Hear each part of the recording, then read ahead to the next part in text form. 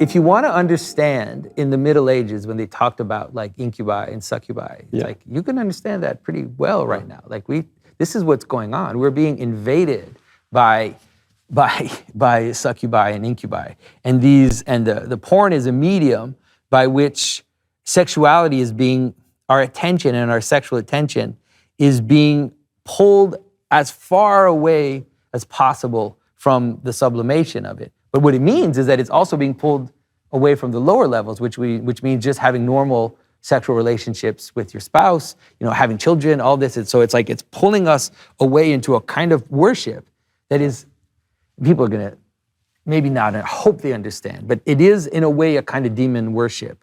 Of course it is. Because obviously the people, you're not engaging with the people that you see in the porn. Like they're just disembodied images. Spirits. That they're vehicles for this like breakdown of sexuality into all these idiosyncrasies. So it's a perfect example. Like if you want to understand in the Middle Ages when they talked about these demons, like, we got them now. Like this is actually what's going on. And the purpose, if you read in the Middle Ages, if you read like the books that talk about these things, they were saying that the purpose is to undo the world. Like that's the purpose, the purpose of the incubus and the succubus is to take the male seed, and to, let's say, have women not have normal relationships with their husband so that the world will be undone, basically. And this is, we're seeing it happen before our very eyes. Like it's, the birth rates are falling like crazy. People, like young, healthy people, like they're just not entering into normal relationships with people from the opposite sex. And it's just ripping us all apart. And it's just weird. It's so weird because it's so clear now.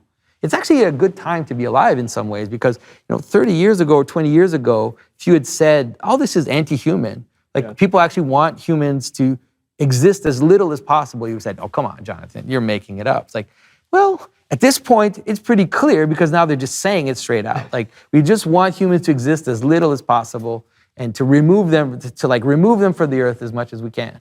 And it's like, it's an actual agenda that is up there in the official agendas of the UN or whatever, these big organizations. Well, you see the two images of sexuality in our culture. You've got the one you've just described of sublimating our sexuality to be the bride of Christ. Dante looking up at Beatrice leads him right up to God.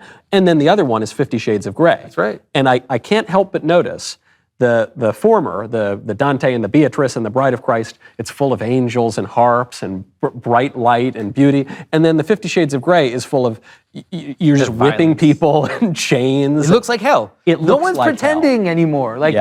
Look at an image of hell, like from the Middle Ages, the one that your professors made fun of Christians for believing, and then that's the world, that's it. These are the images that entice people today. And so what are you going to do? It's like, this nobody's lying anymore. Nobody's lying. I love that line. Nobody's lying. You can't escape it. You can't escape meaning. You can't escape symbolism. Like that old political philosopher Bob Dylan pointed out, that moral philosopher, theologian, everybody's got to serve somebody. That's and there is no neutrality here. You're going one way or the other.